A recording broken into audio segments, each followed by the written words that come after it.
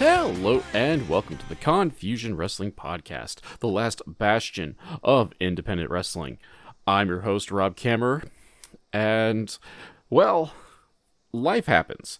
I know, prior to me going on vacation, welcome back to myself, by the way, intrepid traveler, Rob Kammer, hanging out in sunny Salem, Massachusetts, getting his witch on, getting some seafood. Not really, because, spoiler alert, seafood tends to make me die, unfortunately, because it's delicious.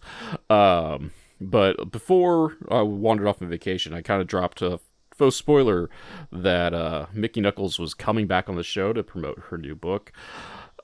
Obviously, that didn't happen, or is not happening, if you check out the title of the episode.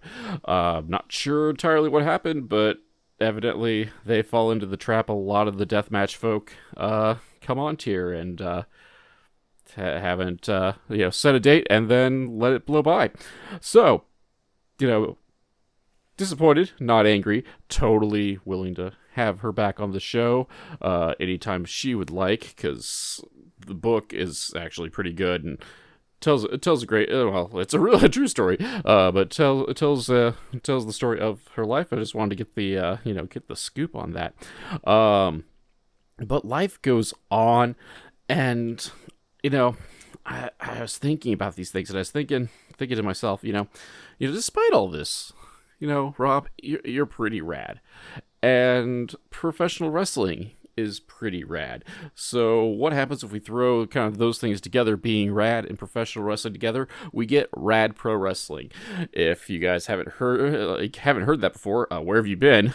You should be listening to past episodes of Confusion, preferably as they come out, but at least catch yourself up, especially when I've been on vacation. But recent guest, Seabass Finn, is a member of that roster, come on the show a couple of weeks ago. We did have an opportunity to talk about Rad, amongst other places he's had the opportunity to work, and I'm like, cool. Like, I really like Rad. I've seen a couple of their events. Like, why not talk about it on the podcast? Let's dig some stuff up and give them the shine. So that's what we're doing this week. We are going to IWTV, going to the Rad Pro Rasslin page within the IWTV app, and we are checking out part 2 of Rad Pro Rasslin Surge. They split this event into 2. I was thinking it was going to be kind of like a TV show kind of thing, no, they just split an event into 2, and that's fair. Whatever, man, that works. Breaks things down,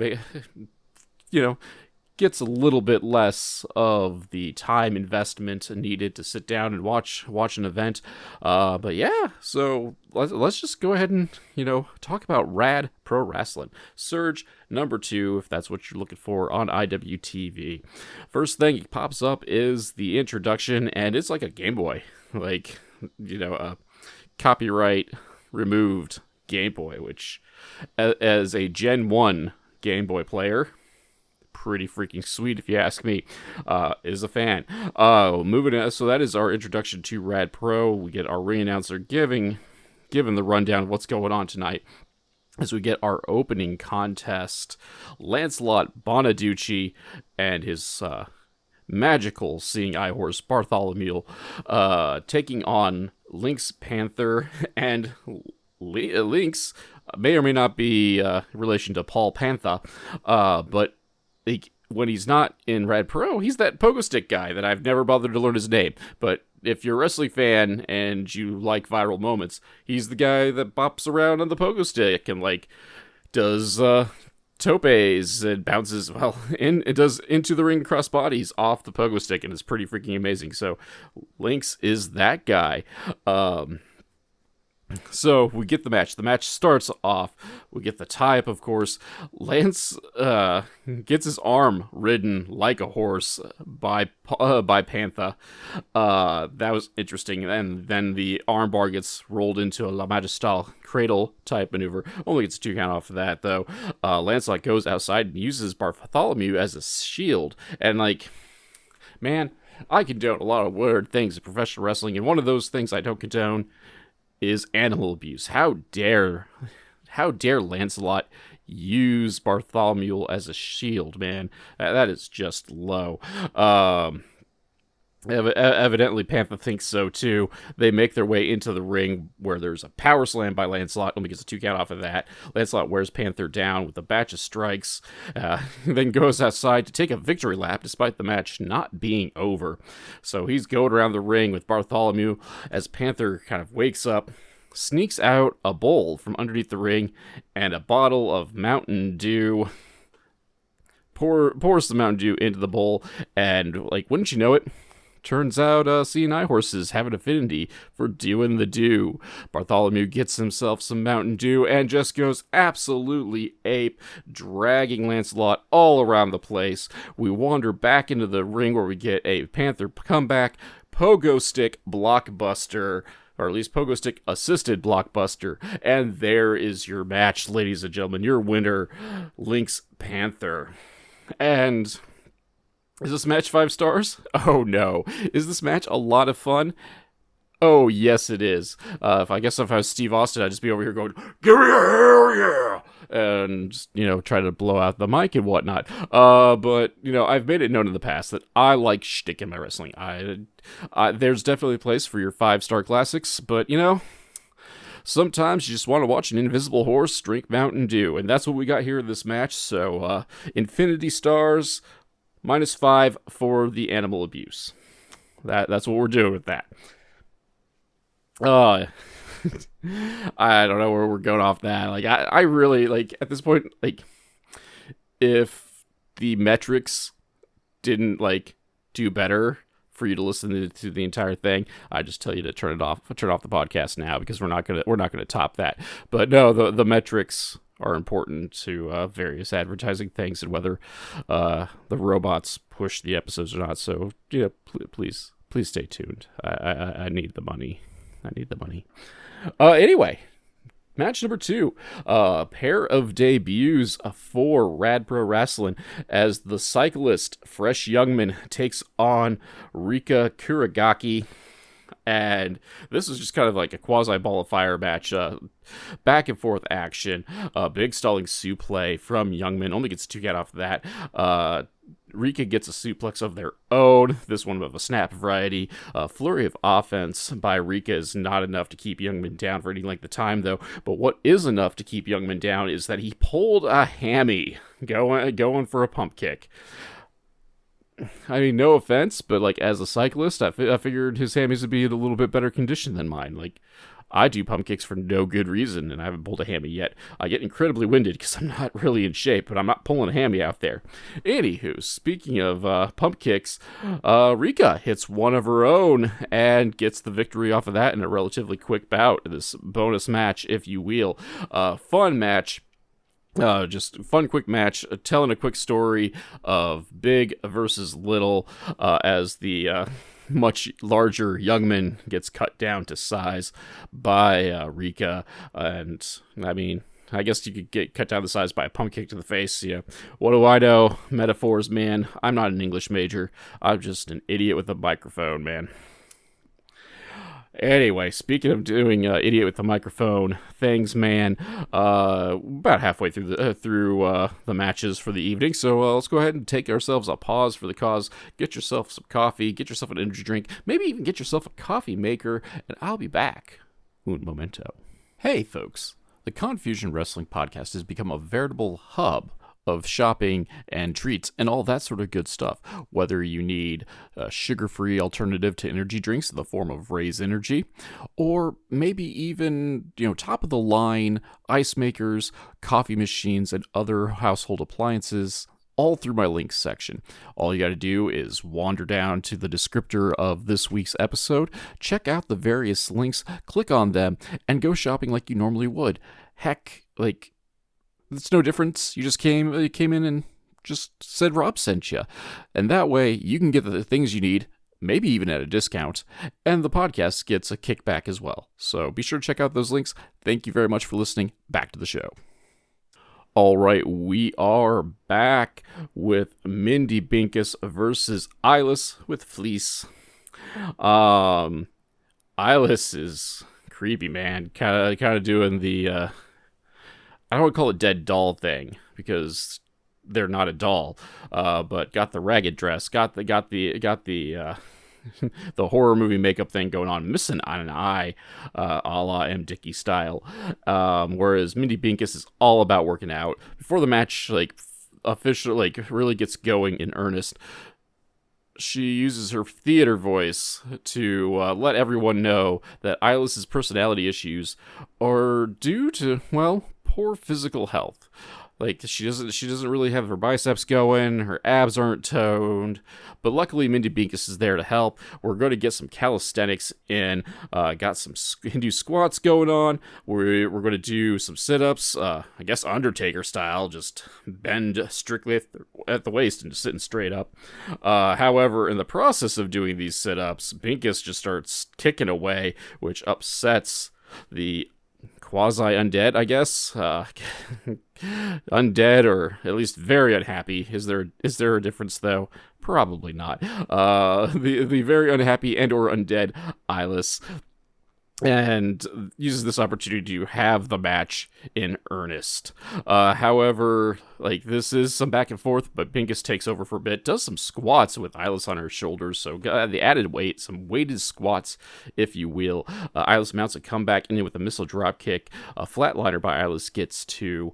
Ilas counters a power bomb into a Boston Crab, into a modified, like, cross arm breaker. It's almost like inverted, or at least body positioning. Like, they're laying face down rather than lying on their backs. Either way, the important thing is, though, is this cross arm breaker is enough to get Pincus to tap out, giving the win to Ilas. After the match, she has some choice words for CJ Cruz, who's the current Rad Pro Rasslin champion. Talk about how he used the dollhouse just for his own personal gain.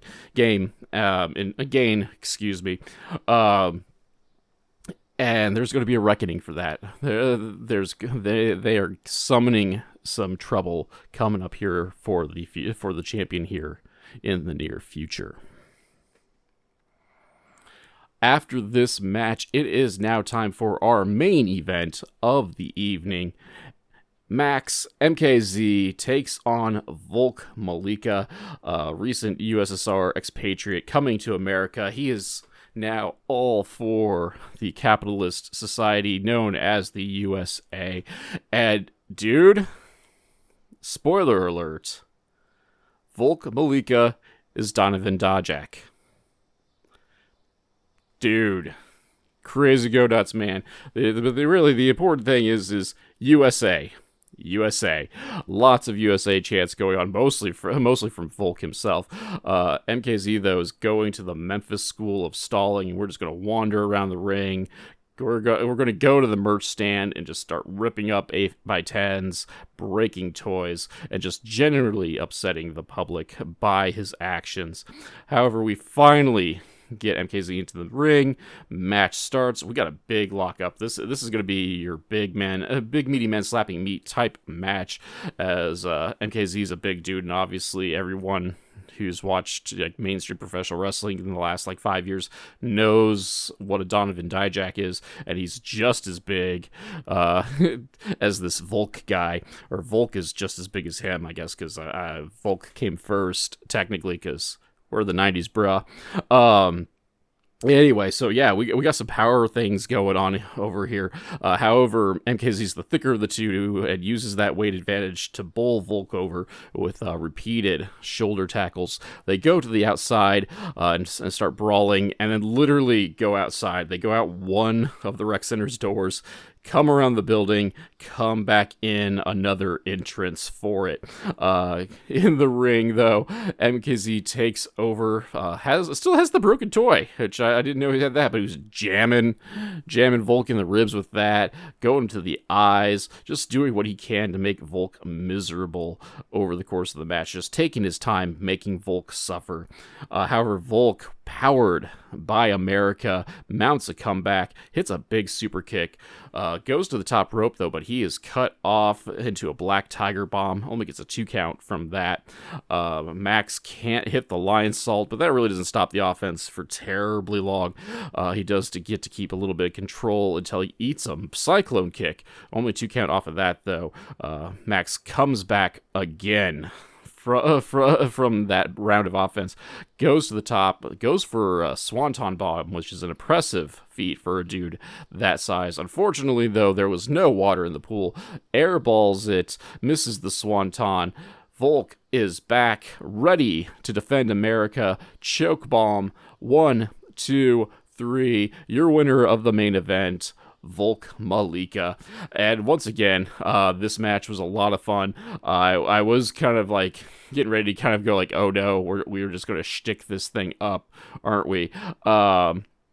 But no, we steer, like, after the brief dalliance into Memphis, we come back and we had ourselves a decent back and forth big man style match. Was it on the slow side? Of course it is, but this is a big man match. Like, both guys can go. Both guys can do the high flying stuff. But, like, that's the thing, though. It only means something if you're not just bouncing around like a pinball. And so the high flying maneuvers that both individuals have in their arsenal really didn't get used all that much outside of the swanton bomb attempt from Max. But otherwise, it was a fun match to be had. And including that, it was a fun match. I make it sound like, oh, it detracts from the match. No. It doesn't detract from the match at all. But overall, a lot of fun to be had. A lot of fun to watch Rad Pro Rasslin as the show winds down. I can't put it over enough. As I said, like, I like shtick in my wrestling, so this is obviously not going to be for everyone, but we got some rad 90s themes going on here. And so if you like to, I don't want to imply that by watching serious wrestling that you don't like to have fun, but like, if you like, some bright characters, like, again, lots of characters, Rad Pro Rasslin is kind of where it's at. It's kind of in the spirit of, like, your Chikaras. Nice counterpoint to old wrestling. Friend of the show, Marion Fontaine, on that one. So, if you guys got IWTV, go ahead and check it out, especially these Surge shows that they're broken down, so you don't have to necessarily devote, like, 3 hours of your day to catch a full event. Totally worth your time elsewhere, or elsewhile. So I mean, I guess you could find things to do, like read a book or go touch grass or go complain to strangers online about wokeisms and whatnot. But nah, instead of like doing, okay, you should still go outside and touch some grass, and reading a book is probably not going to hurt anybody. But also, while you're doing those things, in between those things, catch some Rad Pro Rasslin. That is something you should do. In the meanwhile, a lot of fun to be had. Great to be back on the podcasting front. Somewhere in the process of this recording and dropping it, catch me on the Joe Monroe show this week, returning to my rightful place in the show, the co-hosting seat, once again proving that I am the better wizard, at least compared to the Wizard CZ. But in the meanwhile, though, thank you guys for giving this podcast a listen. It's great to be back to rattle on incoherently about professional wrestling for nearly 20 minutes, and hope you felt the same. Stay tuned for the plugs and the best ways to help support this here podcast. And in the meanwhile, I'll catch you all next week. The Confusion Wrestling Podcast is a weekly podcast that is written and performed by Rob Kammer and hosted by Spotify for podcasters. The background music for this section is Ruined by Day, performed by Alan Schroeder. If you enjoyed this podcast and would like to help support, please like, subscribe, and tell your friends, family, and enemies. Leaving a review is helpful as well, because word-of-mouth advertisement is very important for us small podcasts.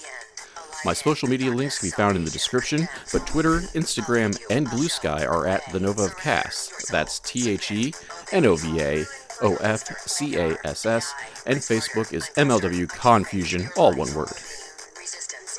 If you'd like to support monetarily and help upgrade my equipment, please check out my virtual tip jar at ko-fi.com/Casanova, or if you prefer more bang for your buck, go to patreon.com/Casanova, that's CASSONOVA, where for as little as $2, backers get access to the podcast early and without those pesky ads, plus other exclusive content. So join the crew that is headed up by Keith Wynn, Alan Schroeder, Chris Zach, and Elenia, and check it out.